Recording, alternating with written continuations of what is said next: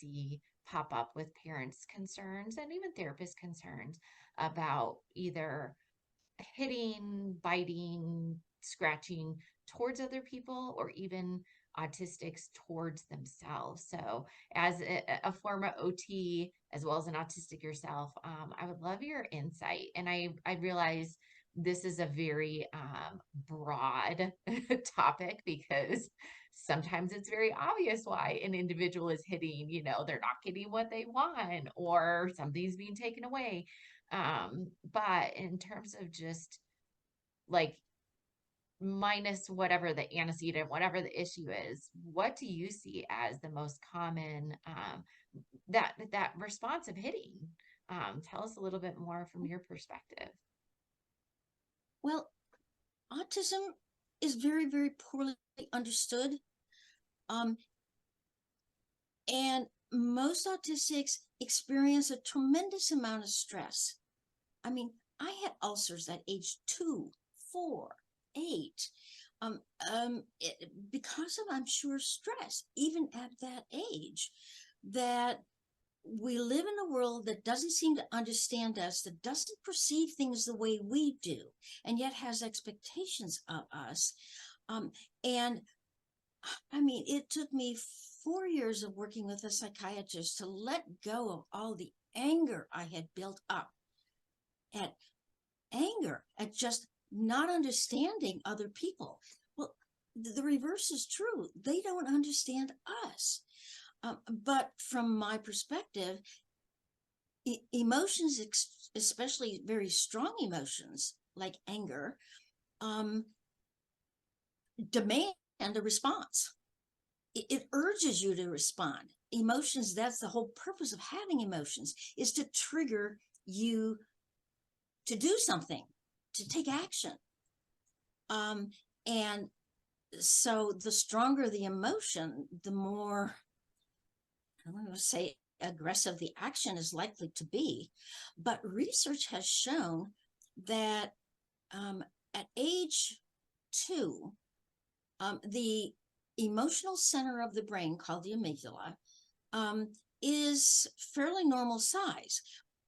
But within, they remeasured it again at 4 and again at 6, and it had each time doubled in size, which says that emotional center of the brain just keeps getting triggered, and it gets bigger and bigger.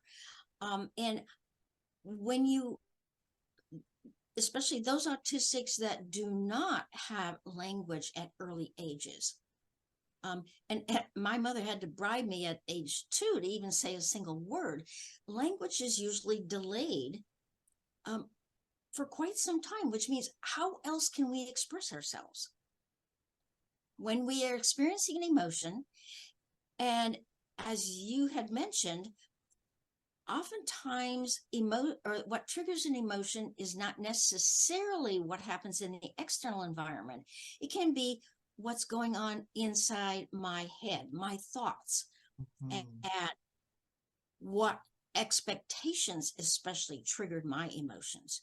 Just the fact you expect this of me. And yes, I know they call it pathological demand avoidance, but in our case, it's a neurological demand avoidance, i.e., we can't make the connections fast or easy enough to be able to meet expectations as quickly as you want them. You want, I say this, I want to see action on your part. I want to see you do it. And we can do things spontaneously, and people assume because they see us do it that we're also able to do it on command. But that's a different area of the brain that processes. You have to go to the language and then process the language before you can do the action. Whereas if you want to do an action, you just spontaneously do it. It happens. But that's a different circuit when it's on demand. And so, yes, my greatest fear and what triggered anxiety in me was the expectation. And that's the antecedent. Yeah. That leads to the fact that I can't do it now, or I don't remember how to do it. And so I'm going to act on it. And I know even as an adult, I tried the fight, flight, fear, self-abuse, you name it. I've tried every single one of them to deal with that emotion that required a response of some kind. Well, my husband didn't like any of them, but the only one that I could get away with is self-abuse. And a lot of autistics end up with self-abuse because you can't stop me from doing that. Yes, you can punish me if I aggress at someone else, if I express my frustration at someone else, but there isn't much you can do when I direct it toward myself. You don't like it, but that explains where all of this anger comes from. They don't know how to express it, which is why we need, as therapists and as parents, to teach them ways of expressing their emotion. Oh, am I not giving you enough time? Even just holding your hand up, which says stop. As long as the person reacts to it, oh, did I go too fast? Now I feel heard and understood, and that emotion drops down. I can calm down. But it's when I don't feel heard and understood that the anger only builds up. And I know there's plenty of programs on there that go from 0 to 10, 10 being aggression. And yes, I didn't know those emotions in between. I knew not angry and angry. And that was what I grew up with. So, yeah, you need to help us have other ways of expressing it other than verbally, because language is delayed and it also takes us more time to process and therefore respond. And if you don't give us that time, then we're going to get angry because we've got an expectation we can't deal with. Mm-hmm. And, again, there's always layers to it. The concept of co-regulation, because if a parent starts escalating with the child, then the child's just going to keep escalating.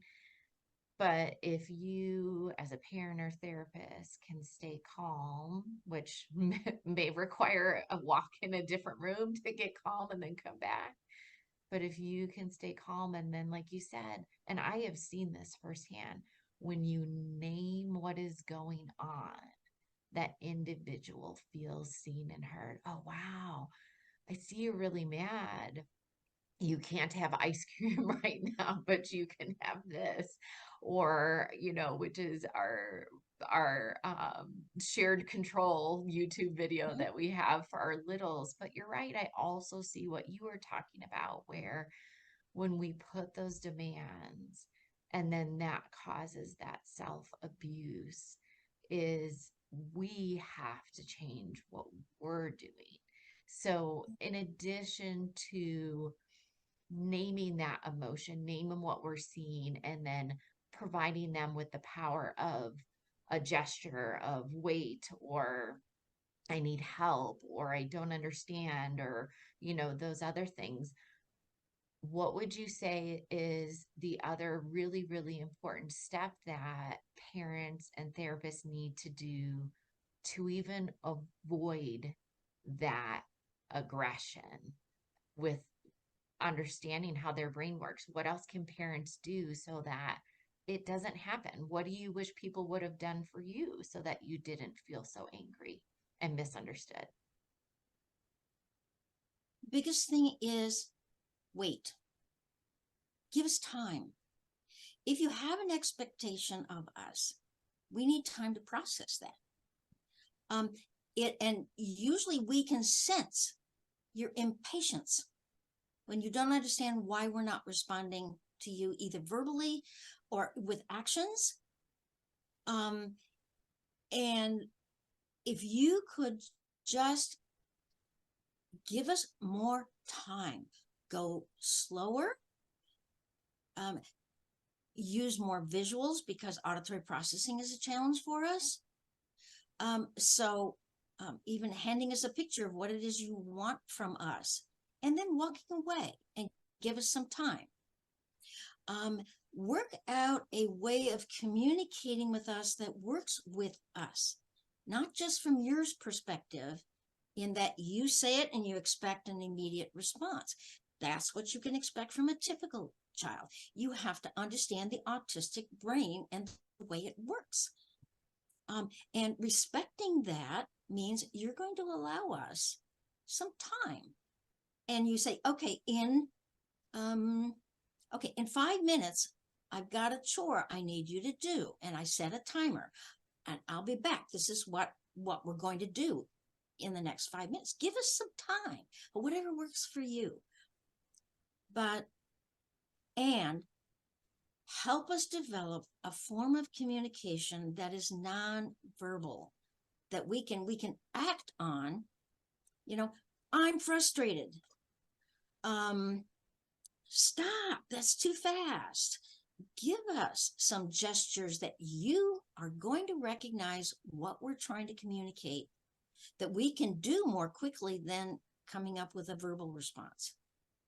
And expectations are what trigger our anxiety. Yeah.